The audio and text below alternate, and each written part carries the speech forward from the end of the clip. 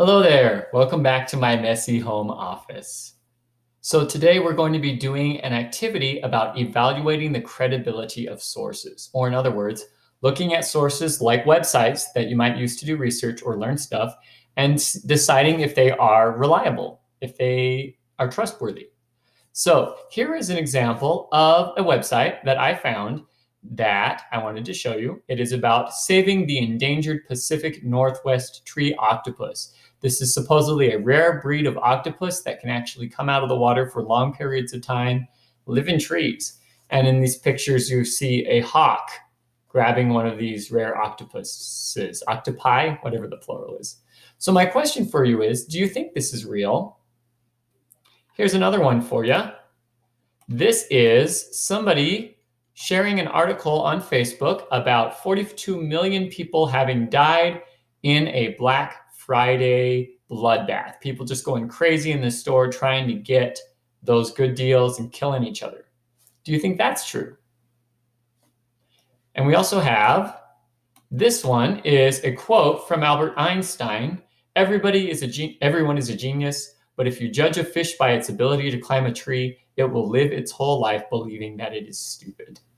That's a really cool quote. Did Einstein actually say that? Finally, here we have a fact from history, or maybe it's a fact. In the olden days, 1 out of every 4 cowboys was Black, or in other words, African American. Is that true? What do you think? Well, truth be told, if we go back to the beginning here, okay, this is fake, okay? The website was actually made by somebody as a joke, and it's actually meant to try to help people learn how to tell the difference between real information versus fake news. So we were not supposed to think this was true. We were supposed to pick up on certain clues that this was fake. This one is definitely fake. It's actually published by The Onion, which is a website that only publishes what's called satire, or in other words, they make a lot of articles just to be funny. They're not trying to make you think it's real. It's supposed to be obviously fake, but this happens a lot where real people will actually share articles from The Onion because they don't realize that they're not true. I think there are certain clues that they should have picked up that it wasn't true. Then this one here is not actually by Einstein. Einstein died in, I think, like 1960, something like that.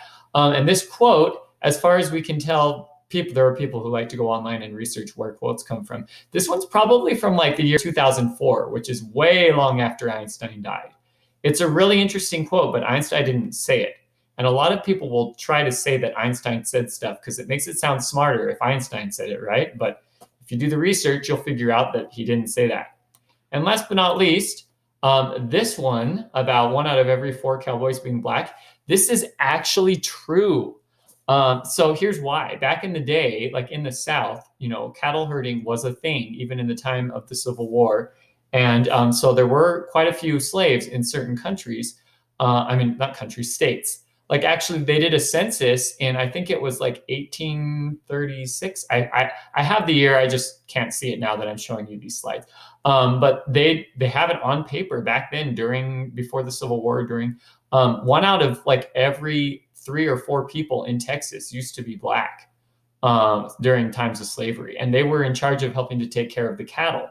So this is like an actual thing that we have actual historical documents to prove. So after slavery ended, these farmers and ranch people, who owned all these cows are like, well, we used to have slaves take care of them. Who's going to take care of them now? And there were a bunch of people who used to be slaves who were like, well, I already know how to do that. How about instead of being your slave, you pay me for it? And they were like, okay. So that's kind of what happened. So it's actually true. 1 out of every 4 cowboys used to be Black. That one, I'm guessing some people were like, that's not true. That just doesn't seem right to me. But this one actually was. So, there's a lot of information out there on the internet that is, I guess, what we'd call fake news, but not everything out there is fake. It's really easy to just cave into your biases and believe something is true because you want it to be.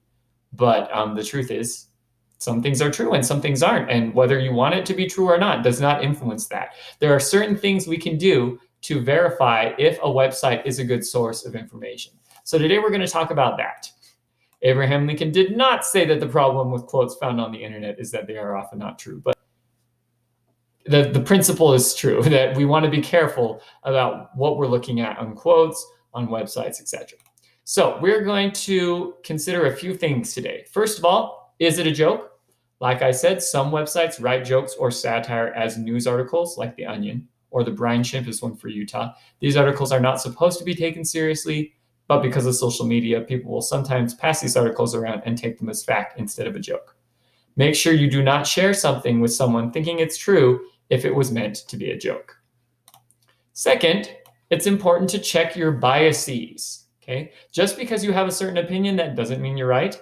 Make sure to check what the facts actually are. Don't let your emotions take over to decide if an article is true or not. I see way too many people share things way too quickly without doing the research to see if they're actually true.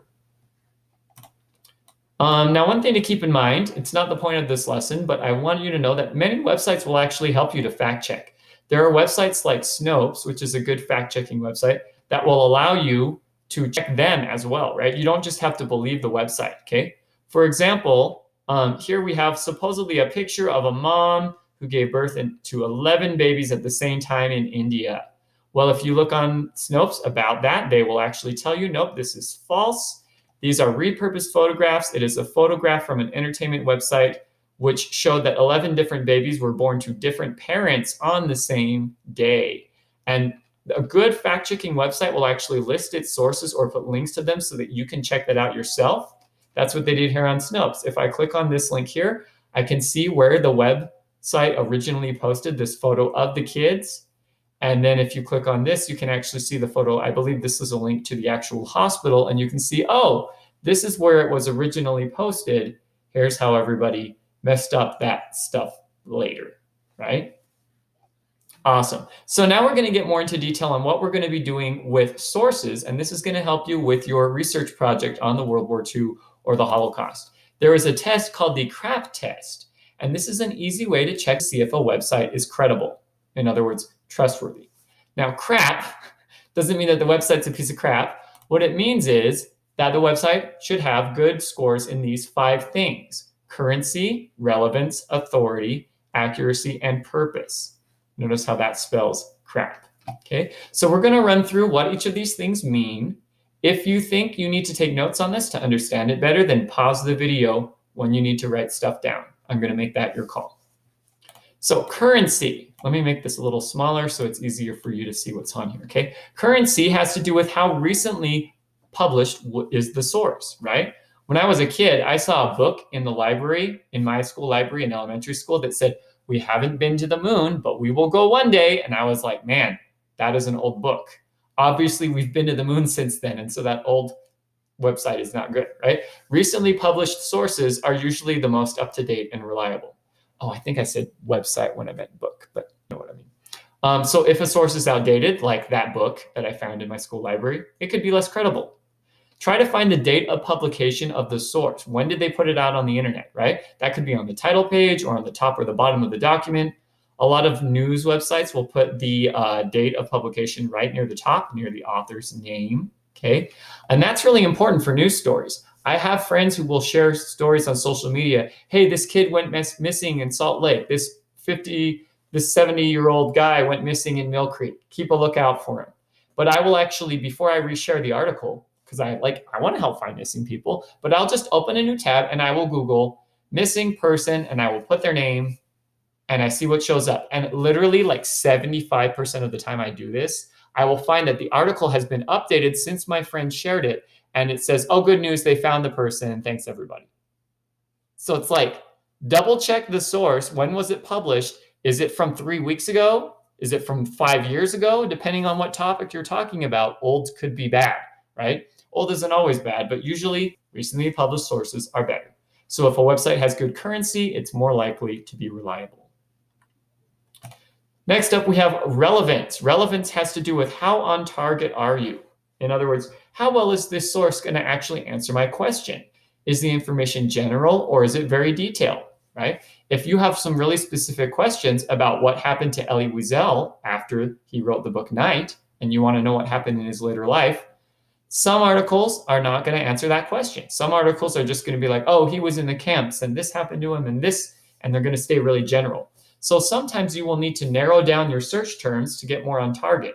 Like if you want to know what happened to Elie Wiesel as an adult, maybe you Google like Elie Wiesel adult life, right? You have to really think about what are you looking for. And watch out for clickbait. These are those little, you see there's a lot, it's like ads on the internet. It uses a catchy headline to try to convince you to click on it and read or believe fake news. You know, oh, look at this one weird trick. Here are amazing things. They'll like not actually tell you what it is you're going to look at until you click on the thing. And sometimes when you click on it, it's not even relevant, right? So watch out for that. The third thing in our CRAAP test is authority, right? So when we think about authority, we're going to ask ourselves, who made this source, right? Why should we trust this person? Are they an expert on the topic? See if you can find information about the person who wrote the article or the company that publishes the website. For example, here we have an article from the Salt Lake Tribune. This is if you click on the author of the article, of the news article, it will take you to a page like this, about us, right? That's a good place to look and see who is making this website. A good author is going to list why he or she is credible. So like Emma Penrod is an environment reporter. So if you are reading a story by her on celebrities or something, she might not be the best resource. But if you're reading an article about the environment, then she might be a really good source, right? Because either she knows about the environment as an environment reporter, or maybe she makes it her job to interview people who focus on that topic specifically, like doctors, right? An environment reporter is going to be talking to a lot of experts in the environment, you would hope, okay? And I think you guys know this one, right? The different type of website could affect its authority. .com is just like a general website that anybody can make, or a commercial website, but the .edu are education websites, like from schools and colleges and stuff. And whoops, it hit it up. .gov is for government websites. Obviously, if I want to know something about like American history, the American government's probably a good source, right? If I want to know something about, I don't know, if I want to learn about dolphins, right? Maybe looking at a national organization like American Wildlife Society. I'm kind of just making stuff up here, but that's, you know the gist, okay? So that's authority, right? Okay, then we have accuracy. Accuracy is about how well can you check that this information is true, right? Now, one thing about accuracy is that a good source is going to list specific facts that you can actually check and find on other websites, right? So like, for example, if I'm here at Johns Hopkins Medicine, which is a reliable health website, by the way, okay? And they say, let's see, vaping's less harmful than smoking, but it's still not safe. Okay, do they have any specific information about that? Let's see here. Yeah, for example, so far, 60 different people have died specifically because of vaping. That doesn't seem like a lot, but that just not just dying is a problem, right? Vaping, blah, blah, blah. Yep, some statistics here. Emerging data links to chronic lung disease and asthma, right? So breathing problems associated with vaping. And oh, look, if I click on this link, it's going to take me to a place with more specific facts, right? For example, people who use e-cigarettes are 39% more likely to have asthma. Could e-cigarettes cause asthma? Maybe. If I wanted to see if that's true, I could look that up on another source, right? 39% of vapors, asthma. Okay, so obviously the website I just found it in says that, but look, WebMD is saying that, NPR is saying that. A lot of other websites have got that same statistic. So it's more likely to be true because it is found on multiple sources, okay? Now, professional credible sources will actually have multiple editors or fact checkers look at their work before it's published for you and me to see. Magazines generally do that. And you can sometimes even see they will sometimes give credit for that and say that, or they will have a part in their About Us page where they say that we have a process, people will check each other's work, et cetera, okay? Also, credible sources will always provide a reference or a link to where they get their information, right? So this is an article from the Library of Congress about the history of cats, and they have a fact about where is the ancestor of cats, where do cats come from? They quote this Ottoni guy, and if you go down to the bottom of the article, you will actually find a link to that place so that you can actually see more about that fact yourself. You don't just have to take their word for it. I shout I should add here as a side note, Wikipedia usually actually gives links to its sources. Like they have little footnotes that take you down to the bottom like that. We don't want to see you using Wikipedia as a website for your research, like that you list in your sources, because it's not like accepted yet by everybody, generally speaking, as a reliable source. But what you could do if you're interested, right? Just like if I decide that I like this source at the bottom of the Library of Congress article more, maybe I just quote that, right? So if you're reading something in general on Wikipedia, find the source and then just go to the source and use that source instead of Wikipedia, because Wikipedia is just quoting them anyway. So you might as well use the original source, right? It's more accurate for sure, because anybody can change stuff on Wikipedia, but not everybody can change stuff on the sources they're getting it from. Okay, there's one last bit of CRAAP, and that is purpose. Okay, you have to consider, why does the source exist, right? In a source that is biased or perhaps sharing fake news, usually those things exist to make money, right? So they might be covered with ads, for example.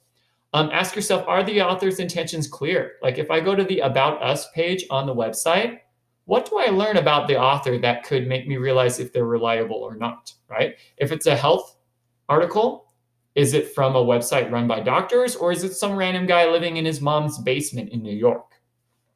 Ask yourself, is anyone going to benefit if I believe this source? If your answer is definitely yes, then there might be a problem. Maybe. Ask yourself, does the author show any bias? Meaning, do they favor a certain point of view in politics, culture, religion, or personal views? If anything is unclear in this regard, we might have a problem. Here's a quick example of that. I found a YouTube video from a news website called RT, and they have a video about the fading future of the United States. They said that a professor predicts that the US empire, which is a weird word to describe us, will fall by 2020. Okay, that was actually posted 11 years ago, so it's not current for one thing. You can see we lived through 2020, obviously, so it wasn't current. But also the purpose, there's an issue there, okay?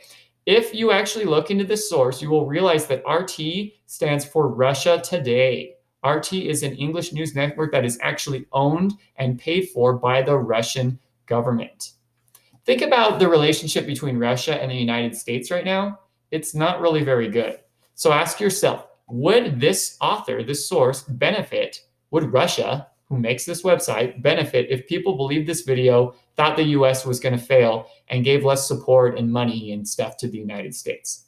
The answer is, yeah, probably, right? Because if they're not doing business with the US, they'd have to do it with, oh, I don't know, maybe Russia, right? So we should be very skeptical of this doomsday video, besides the fact that obviously it didn't come true. We have to realize this, right? And that's something a lot of people forget to do. They forget to look into who actually makes this source.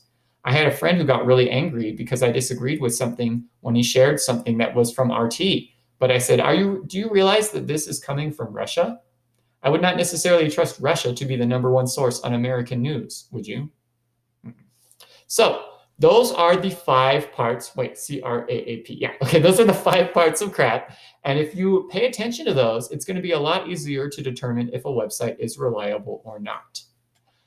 So you actually are going to use the CRAAP test for your research project, right? One source has been provided for you on Canvas to use for your Holocaust World War II research project. And then you had a task to find a second source on your own.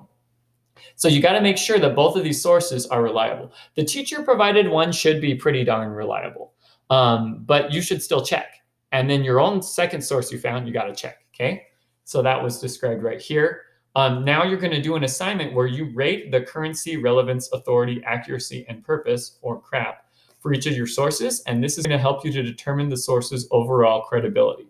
There's an example of how to do this posted to Canvas in the CRAAP assignment, which you should already be accessing if you're watching this video, right? So you're going to be reading for each of these categories the questions, writing in an answer after the questions. Sometimes it's as simple as yes. Sometimes you're going to answer with a phrase or a sentence.